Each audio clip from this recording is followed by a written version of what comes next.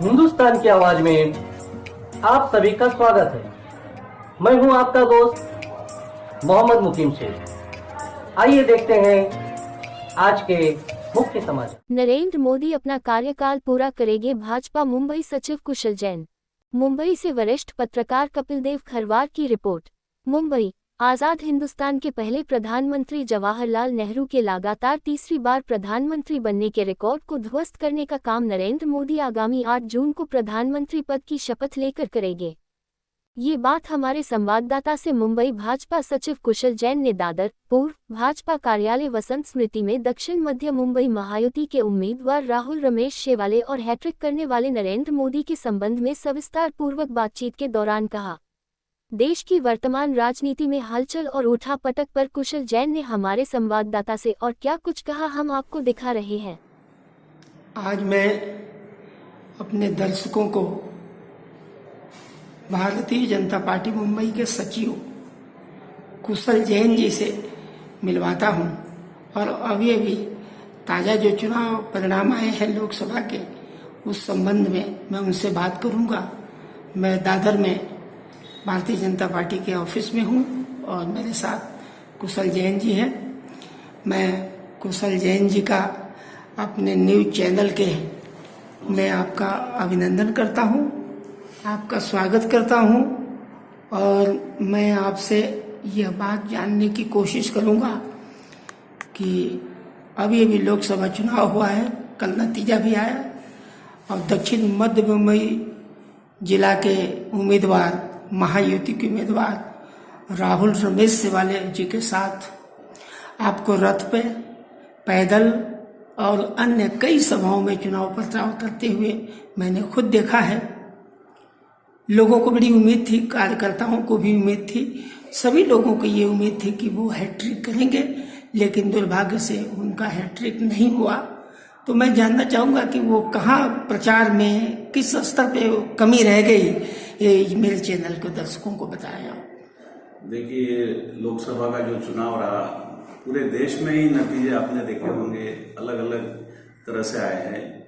कमी किसी की रही नहीं, हमारे मोदी जी की भी कोई कमी नहीं रही, काम भी भरपूर हुआ। पूरे देश में, पूरे विश्व में मोदी जी का नाम हुआ, सरकार का नाम हुआ, भाजपा का नाम हुआ, लोगों की सेवा हुई।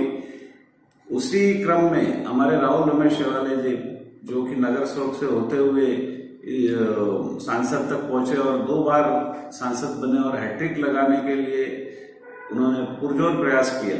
और उस प्रयास में हमारे सभी दलों के नेता, जितने भी नेता है, चाहे राज ठाकरे जी की मनसे के हमारे नेता हो इस जिला के, चाहे जोगेंद्र कवाड़े जी के हो, जिसके प्रत्याशी रहे शिंदेगढ़ के सारे हमारे पदाधिकारी, भाजपा के सारे पदाधिकारी, राष्ट्रवादी के सारे पदाधिकारी, अजित पवार गुट के, तो सारे सहयोगी दलों के आठवले जी के, आरपीआई के आठवले जी के, हमारे यहाँ के जिलाध्यक्ष जो मेरे मित्र भी है, वो और उनकी टीम, उन्होंने काफी अच्छा काम किया। किसी तरह की कोई कमी दिखाई नहीं पड़ी व्यवस्था में या गतिविधियों में। सारी सभाएं, सारी रैलियां, सारा अच्छे क्रम से हुआ।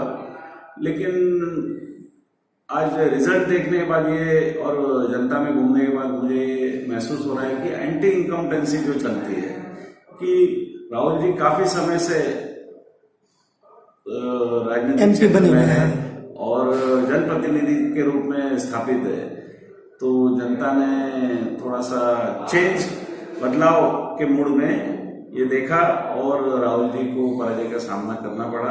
बहुत ही दुर्भाग्यपूर्ण ये हार हुई है हमारी, लेकिन कुछ कर नहीं सकते। अभी जो है उसे अटल जी ने कहा था, क्या हार में क्या जीत में, किंचित नहीं भयभीत में। कर्तव्य पथ पर जो भी मिला, ये भी सही वो भी सही।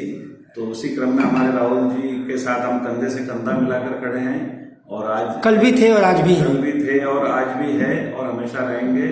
ये हमारा एक बहुत बड़ा सहयोगी गठ है भाजपा का, और शिंदे जी के नेतृत्व में, देवेंद्र फडणवीस जी के नेतृत्व में आज जो मीटिंग हुई, फडणवीस जी ने देखिए कितना बड़ा दिल करके अब संगठन की जवाबदारी देने का उन्होंने निर्णय लिया, लेकिन हम नहीं चाहते, हम चाहते हैं वो पूर्ण पद पर बने रहे, पद पर बने रहे और हम उनके नेतृत्व में ज्यादा से ज्यादा आने वाले जो विधानसभा के चुनाव है उसमें बहुत ही अच्छा रिजल्ट देने का प्रयास करें। आपको क्या लगता है आने वाला चुनाव जो होगा विधानसभा में, यह महायुति बरकरार रहेगी? जी बिल्कुल, महायुति में किसी तरह का कोई भी मतभेद नहीं है और भी मतलब हार जीत का फर्क नहीं पड़ने वाला है महायुति पर? जी, ऐसा कोई मनमुटाव, किसी तरह का मनमुटाव है नहीं और ऐसा कुछ हुआ भी नहीं जिसके कारण मनमुटाव हो। आपको जैसे कि लोगों को विरोधी पार्टियां, बीजेपी की विरोधी पार्टियां कुछ इस तरह से कल से ही एक हवा फैला रखी थी कि हमारे नेता लोग चंद्रबाबू नायडू से संपर्क में हैं, फिर हमारे नेता लोग नीतीश कुमार जी से संपर्क में हैं और उनको अपने पाले में लेकर उनसे ये कहेंगे कि आपको हम प्रधानमंत्री बनाते हैं, पद का लालच देने जैसी बात कह रहे थे। तो इस बारे में आप क्या कह रहे हैं, आपका क्या कहना है? सब बातें तो राजनीति में चलती रहती है, लेकिन झूठ के पाँव नहीं होते। अभी थोड़ी देर पहले ही जो मीटिंग हुई दिल्ली में हुई है, भाजपा के केंद्रीय कार्यालय में, भाजपा के केंद्रीय कार्यालय में जो मीटिंग हुई उसमें दोनों दिखाई पड़े और साथ में दिखाई पड़े, तो इससे ये साबित हो जाता है कि झूठ के कोई पाँव नहीं होते और ये सारी हमारी जो संभावना है इनको मैं खारिज करता हूँ। उन लोगों ने चूंकि सर्वसम्मति से मोदी जी को अपना नेता चुन लिया है, सर्वसम्मति से मोदी जी तीसरी बार प्रधानमंत्री बनने जा रहे हैं और विश्व के पटल पर पहले जितना काम हुआ उससे अधिक हम भारत का नाम रोशन करेंगे। इसका मतलब ये है कि नेहरू जी के बाद, जैसे कहा जाता है 62 साल के बाद यह मोदी जी को अवसर आया है भाजपा को, इसमें क्या कहेंगे आप? जी, मोदी जी जैसा नेता मिलना हमारे भाग्य में और उनके द्वारा जनता के किए हुए काम, भारत की छवि को विश्व पटल पर ले जाना, तो और इस स्वर्णिम काल में हमारा होना, हमारा सहयोग लगना, ये बहुत बड़ी बात है और मोदी जी जैसा नेता मिलना ये पार्टी के लिए सौभाग्य की बात है, जो तीसरी बार प्रधानमंत्री बनने जा रहे हैं। हार जीत तो होती रहती है, थोड़ी सीटों की कमी रही, लेकिन ठीक है, कोई बात नहीं। चूंकि 2 सीटों से आप लोग पूरे देश में छा गए तो हार जीत का मायने नहीं रखता, कोई मायने नहीं रखता। अभी तो भारत की समृद्धि, भारत को कैसे आगे से आगे ले जाया जाए, ये महत्व की बात है। भावना के साथ हमारा भारतीय जनता पार्टी का हर एक कार्यकर्ता काम करता है।